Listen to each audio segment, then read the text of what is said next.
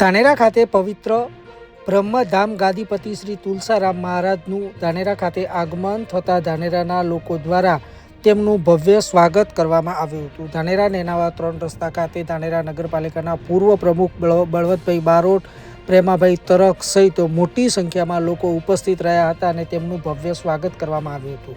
તે બાદ તેમની ભવ્ય શોભાયાત્રા નીકાળવામાં આવી હતી। બહેનોએ મોટી માત્રામાં સામૈયા ઉપાડી સ્વાગત કર્યું હતું અને તે બાદ ભવ્ય શોભાયાત્રા નીકાળવામાં આવી હતી।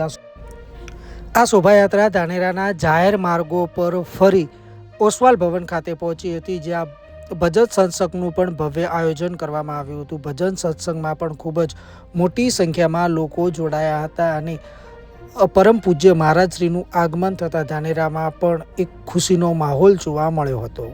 મોટી સંખ્યામાં લોકોએ એકત્ર થઈ મહારાજશ્રીનું ભવ્ય સ્વાગત કર્યું હતું અને તે બાદ ભવ્ય શોભાયાત્રા નીકાળવામાં આવી હતી। આ શોભાયાત્રા ધાનેરામાં આકર્ષણનું કેન્દ્ર બની હતી। આ શોભાયાત્રામાં રાજકીય અગ્રણીઓ સહિત ભાઈઓ બહેનો અને મોટી સંખ્યામાં લોકો જોડાયા હતા।